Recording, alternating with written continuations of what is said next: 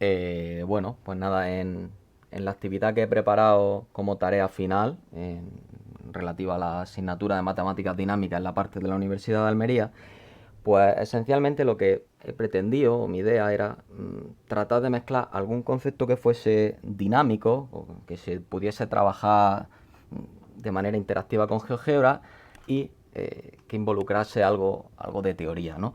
Entonces, por ello me he decidido hablar de fractales y dimensión box counting. Si bien es cierto que, bueno, esto es probable que se escape de los contenidos propios de la ESO de bachillerato, ¿no? Que es donde asumo que se pretendía que trabajásemos esta actividad, pero bueno, podemos suponer, pues, por ejemplo, que esta actividad fuese dirigida a un alumno, por ejemplo, de segundo del grado en matemáticas, vamos a poner. Entonces, cosas que comentar, bueno, mm, yo soy bastante afín al análisis matemático, entonces digamos que he tenido que salir un poquito de mi zona de confort para llevar a cabo esta actividad, que es precisamente lo que pretendía, ¿no? Para hacer algo diferente a lo que suelo hacer de manera habitual, que es trabajar con análisis en general, ya sea análisis matemático, complejo funcional. También, bueno, comentas que mi idea con esta actividad era tratar de introducir todos los elementos que hemos ido viendo durante las 19 tareas. Evidentemente es imposible involucrar todo, pero sí que he intentado incrustar la gran mayoría de ellos. De hecho, ahora lo iremos viendo. Por supuesto, no me puedo parar en todos los detalles de la actividad, ya que he de reconocer que me ha llevado muchas horas de trabajo, pero bueno, considero que va a merecer la pena. Bueno, como digo, la idea era hablar de fractales y de dimensión box counting y lo que voy a presentar por una parte es, bueno, la portada que aquí tenemos, ¿no? Donde ya vemos algunos elementos que hemos estudiado en cómo se hacen con GeoGebra en las distintas tareas. El hecho de, por ejemplo, incrustar una imagen, los distintos textos, poniéndole fondo, cambiando el tamaño, el color, los botones. Por supuesto, ya digo, si me fuese a cualquiera de los botones, por ejemplo, al botón de inicio, por supuestísimo que esto lleva una tarea bastante profunda. Ya no solo por el hecho de cambiar los colorines y eso, sino por lo que significa, o digamos por lo que quiero que haga cada uno de los botones.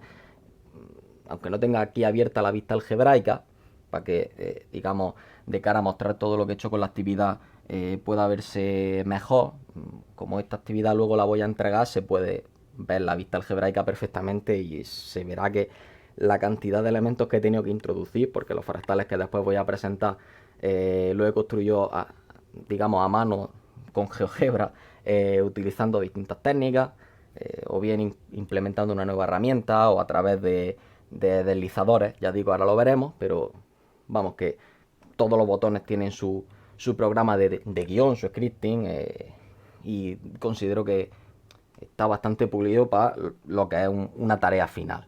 Entonces, eh, digamos, una vez presentado la portada, lo que he hecho atendiendo a las instrucciones que se daban precisamente a la hora de elaborar la tarea final, ¿no? Que lo que se pretendía era justamente eso, que hubiese distintos elementos de los que hemos ido trabajando durante las 19 tareas que han compuesto esta parte de la asignatura. Pues nada, simplemente en este caso hago un poco de referencia en qué va a consistir la actividad, aunque ahora haré un poco más de hincapié cuando lleguemos. Simplemente, pues nada, pretendo que se calcule la dimensión box counting de ciertos fractales, ¿no? De ciertos conjuntos, eh, digamos a través de un teorema que nos simplifica bastante las cosas, como es el teorema de Moran.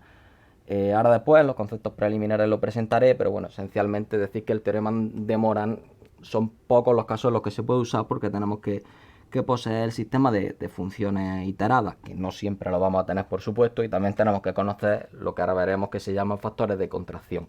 Entonces es un caso muy particular, pero que si nos situamos bajo su hipótesis, pues entonces el cálculo de la dimensión Bosc-Counting, y aunque no lo mencione, el cálculo de la dimensión Hausdorff, que es un poco más teórica, pues se simplifica bastante.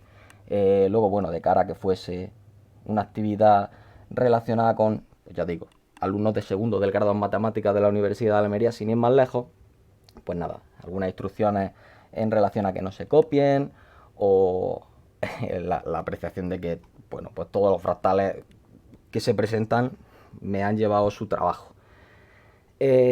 Entonces, ya digo, he optado por presentar una primera parte de conceptos previos que, como comento, claro, no pretendo que haya 5 o 10 diapositivas de conceptos previos, porque entonces esto no se hace nada dinámico, de hecho se hace bastante pesado, y la idea de cara a hacer una actividad con GeoGebra es que la parte teórica sea un poquito más escueta en detrimento de la parte práctica, ¿no? O dinámica. Entonces, he presentado esencialmente los conceptos previos y aún así se me puede llamar la atención en algunos aspectos que ahora comentaré. Simplemente el hecho de hablar de lo que es una similaridad, porque vamos a necesitar el concepto de conjunto autosimilar, aunque yo le pondré el nombre encubierto de fractal, pero bueno, en esencia es un conjunto autosimilar. Nada, pues la noción de qué significa que una función de R en NRM sea una similaridad, bueno, una noción en términos de distancia, donde las constantes son lo que vamos a trabajar bastante, de hecho, los factores de contracción asociados. Luego, esta definición, que es una definición más bien técnica, donde se involucra al operador de Hutchinson, que el operador de Hutchinson pues simplemente lo que hace es asociar a cada compacto, digamos, esa unión por cada una de las funciones de la familia. Y esta condición se llama condición de conjunto abierto. En realidad, la condición de conjunto abierto, ya digo, es una condición técnica que voy a necesitar para poder hablar del teorema de Moran posteriormente. Y luego, por supuesto, hay que hablar de lo que es la dimensión Vos-Counting. Y antes de entrar con la definición formal de lo que es la dimensión Vos-Counting, pues me gustaría hablar del por qué me he decidido por ella.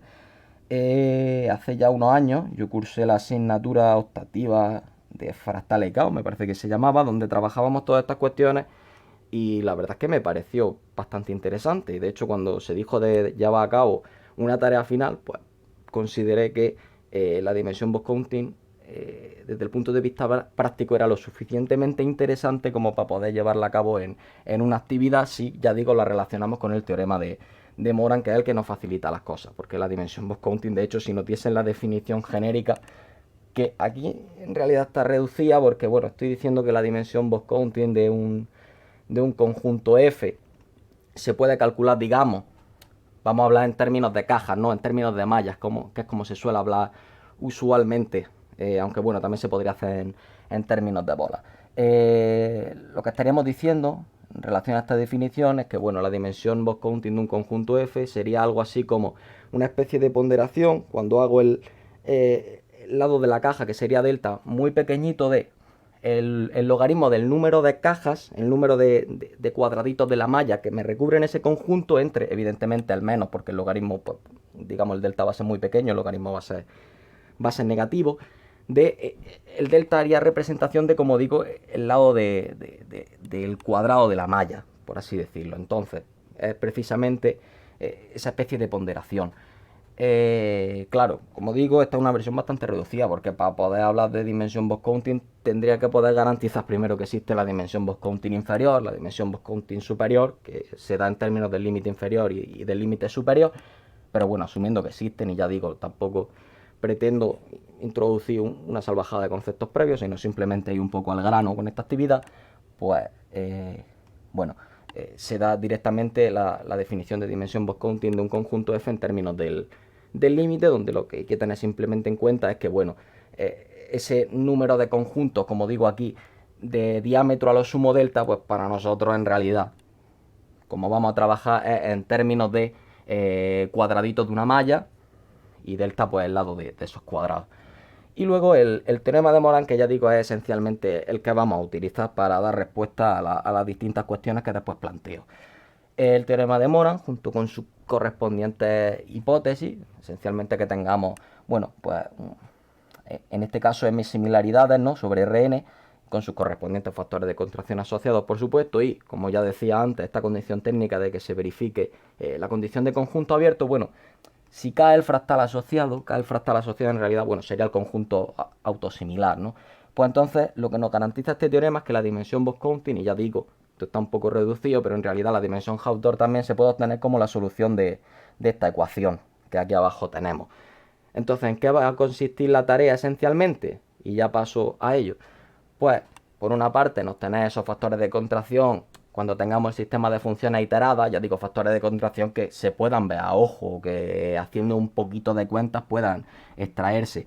Y luego, pues, si nos diesen, por ejemplo, si extraemos los factores de contracción, pues como sabemos por el teorema de Moran cómo se puede obtener la dimensión Box-Counting, que es sin más que resolver una ecuación, pues nada, pues obtener la dimensión Box-Counting de ciertos fractales.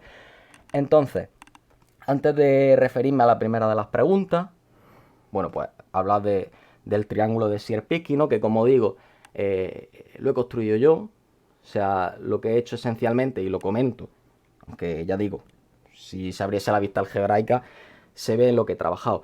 Partiendo de un segmento del lado AB, que por supuesto los extremos del segmento están ocultos, pues simplemente teniendo en cuenta qué significan geométricamente estas similaridades, que esencialmente lo que estamos haciendo es, bueno, pues rotar, trasladar, aplicar homotecias, ¿no? de este segmento, pues nada, a partir de ella, digamos, y con las distintas iteraciones, que son los n que he puesto aquí, he puesto 8 iteraciones, se puede ir construyendo el triángulo de Sierpinski. Cosas que hemos utilizado en las tareas que están ocultas, pues por ejemplo, para la iteración 2, aquí está implícito el cálculo del baricentro de un triángulo, por ejemplo, que es algo que hemos hecho, del centroide o baricentro, tienen el mismo nombre. Y por ejemplo, estos puntos de aquí son los puntos medios, que también lo hemos hecho en su momento, de un triángulo. Esto estaría formado por un triángulo, hay algunos segmentos, digamos, que están ocultos, y nada, a partir de aquí, en realidad lo que podría haber hecho es construir una nueva herramienta y ya, a partir de esos segmentos ir construyendo el triángulo de Sierpinski, pero ya digo, he intentado aplicar mecanismos distintos para construir mis fractales, es decir, que no todos sean a través de la construcción o de la elaboración de una nueva herramienta, sino también a través de algunas otras formas que hayamos visto en otras tareas, por ejemplo, en este caso a través de un deslizador, donde lo que hago es ir aumentando y aumentando y aumentando ese deslizador, y cada vez, digamos, voy iterando el conjunto y, por supuesto, cada vez se parece más al famoso triángulo de Sierpinski. En realidad, fija, si yo entrase aquí en las propiedades de este objeto, lo único que estoy diciendo, la condición que le impongo para que se muestre es, vale, cuando n sea 2 y esté en esta página, que me parece que es la página 4, es por la que estamos, pues entonces mostraré este conjunto. Por ejemplo, si nos vamos aquí ahí está, bueno, la página 4 o la página 5, porque la página 5 también tiene una pregunta en relación a esta actividad. Entonces lo que voy haciendo simplemente es, conforme voy iterando el conjunto, lo que voy presentando es la iteración posterior. La iteración posterior, posterior, posterior, hasta la 8, que es la última, ¿vale? Bueno, eso ya digo en cuanto al triángulo de Sierpinski, que he decidido construirlo así. Ya veremos que los dos siguientes fractales que presento, bueno, utilizo técnicas un poquito diferentes, ya digo, por variar, aunque todos se podrían haber construido de esta forma. Entonces, la pregunta en este caso, bueno, pues conociendo, ya digo, que es precisamente la dificultad y la cuestión por la cual no se puede aplicar siempre el teorema de Moran, que es que tenemos que conocer el sistema de funciones iteradas. Y por supuesto los factores de contracción asociados. En este caso, en el caso del triángulo de Sierpinski, pues es fácil. Una vez nos dan el sistema de funciones iteradas, se nos pide extraer los factores de contracción, que por supuesto en este caso son iguales, y es que se puede ver a ojo. Esta pregunta 1 es bastante fácil. El factor de contracción, pues bueno, es un medio, ¿no? Entonces, pues vamos a ponerlo, por ejemplo. Ya digo,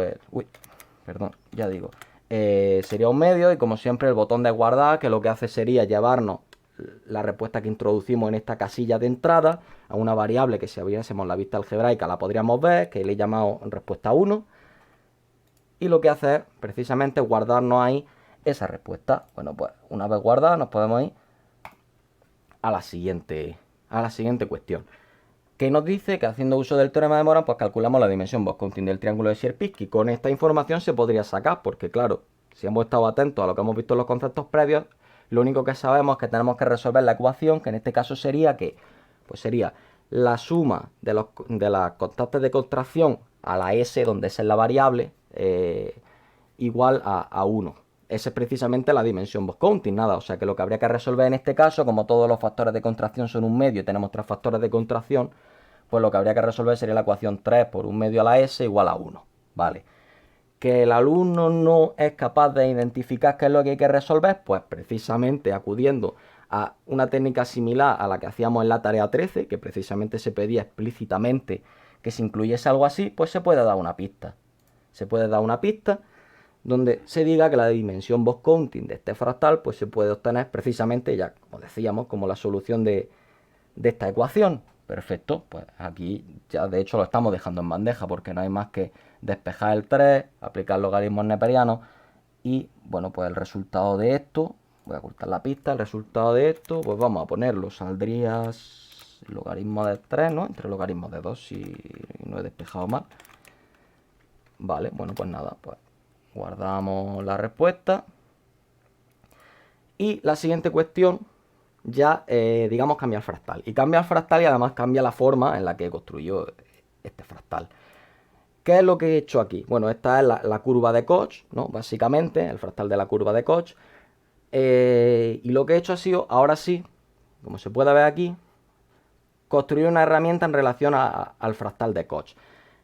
Simplemente lo que he hecho ha sido, bueno, aplicando las mismas técnicas de extraer el punto medio de un segmento, ¿no? Construir un triángulo y a partir del segmento que me dan de partida, que fijaos, no lo he ocultado, podría haber ocultado los trozos de segmento que no se ven, pero he decidido dejarlo en blanco. Bueno, con un poquito más de esfuerzo se podrían haber ocultado esos trocitos de segmento. En realidad tampoco es algo que me fastidie mucho.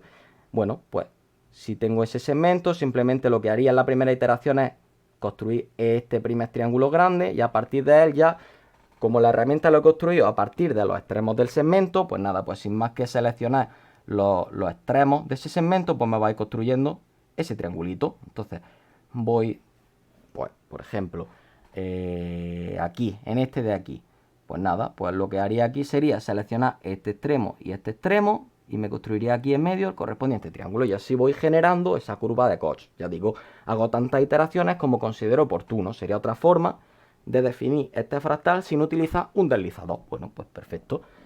En relación a la pregunta va en la misma línea que hacíamos con el triángulo de Sierpinski, ¿no? Que si tenemos un sistema de, su sistema de funciones iteradas asociados, que en este caso, ya digo, un poquito más elaborado, pero en realidad te está dando la pista ya la propia pregunta, ¿no? Te dice, por tanto, los factores de contracción son iguales a. Si te están diciendo los factores de contracción son iguales a, es que todos son iguales. ¿Son iguales a qué? Bueno, pues en realidad con el F1 se ve fácil, que será un tercio, ¿no? Con el F4, con el F4 también se ve. Y en realidad, a partir del F2 se vería también que de aquí puedes sacar el un tercio. Quizá el que requiera un poco más de trabajo o el que te pueda liar un poco más es el F3 porque tiene aquí el 1 medio, pero bueno, en realidad haciendo dos cuentas sale también bastante fácil. Entonces, pues la respuesta en este caso sería un tercio, hemos dicho. Bueno, pues perfecto, pues un tercio. Aquí, pues lo mismo, digamos que he empleado una estrategia similar a la del fractal anterior, a la de la curva de Koch. ¿Qué es lo que he hecho ahora? Bueno, ahora lo que te he dicho es, imaginemos que tenemos este fractal, que lo que he hecho es simplemente coger un segmento aquí abajo, sí, y bueno, literalmente ahora a partir de la herramienta de circunferencia, de centro un punto y el radio correspondiente, y a través de mediatrices he podido construirme este, digamos, este polígono, este cuadrado, ¿no? Y a través de la herramienta de mediatriz, que es la que he comentado antes precisamente, te puedes construir este triangulito que hay encima, de modo que tu conjunto autosimilar inicial, es decir, lo que sería tu conjunto inicial, sería pues ese polígono, ¿no? Del cuadrado junto con ese triangulito. Y ahora habría que buscar, en términos de convergencia, ¿no? ¿Cuál es el atractor de ese sistema? Que bueno, sería este fractal. Hablando ya en términos de GeoGebra, pues simplemente aquí, después de, de unos cuantos intentos, esta es la herramienta buena. Pues lo que hace es ir considerando dos puntos y automáticamente se te genera ese conjunto. Bueno, pues lo vas superponiendo, se va haciendo cada vez más pequeñito, por supuesto, porque cada vez los lados son más pequeños, ¿no? Cada vez son más pequeños, y puedes construirte tu fractal, ¿vale? Pues aquí no te hablo en términos de que se te dé el sistema de funciones iteradas, sino simplemente de de que se te presenten los factores de contracción.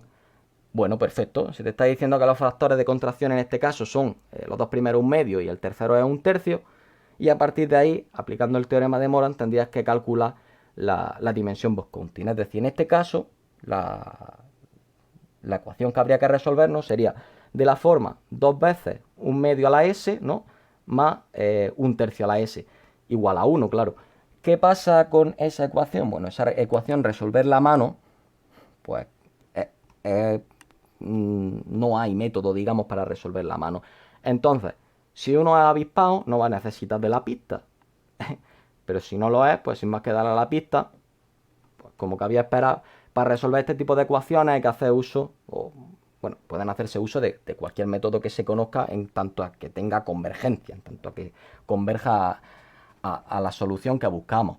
En este caso yo propongo utilizar el método de Newton-Raphson, que además en cualquier lugar de internet está programado online, es digamos el método por excelencia para este tipo de ecuaciones en lo que a resolución de ecuaciones por métodos numéricos refiere. Bueno, vale, pues nada, ya digo, pues aquí no recuerdo lo que sale, pero bueno, en realidad nos da igual porque en la pantalla final he puesto que te salga el mensaje de enhorabuena si las respuestas correctas son 3 o más. O sea que por una que nos equivoquemos no va a pasar nada. Y tiene el mensaje digamos, de llamada de atención, de que estudien más si las respuestas son 0, 1 o 2. Bueno, aquí pues podemos poner cualquier cosa, no sé. No sé qué sale, ya digo, pues lo que salga de resolver esa ecuación. Y ya la última pregunta, la quinta pregunta. Esto sí es imagen, ¿vale? Esto es imagen, es el conjunto de Cantor, en este caso no está construido por mí, es el único de los fractales que presento que no he construido yo, ¿vale? Más que nada, la razón por la que no lo he construido es porque había incluido ya tantas cosas digamos, en este script de GeoGebra, que ya estaba costando incluso que cargasen algunos conceptos. De hecho, algunos elementos ya tardaban bastante en cargar, supongo que porque estoy ocupando bastante parte de memoria, teniendo en cuenta que estoy trabajando con el ordenador de sobremesa que tiene 32 GB de memoria RAM. O sea, no he probado abrir esta actividad con el portátil, por ejemplo. Lo mismo le cuesta bastante más cargar, no lo sé.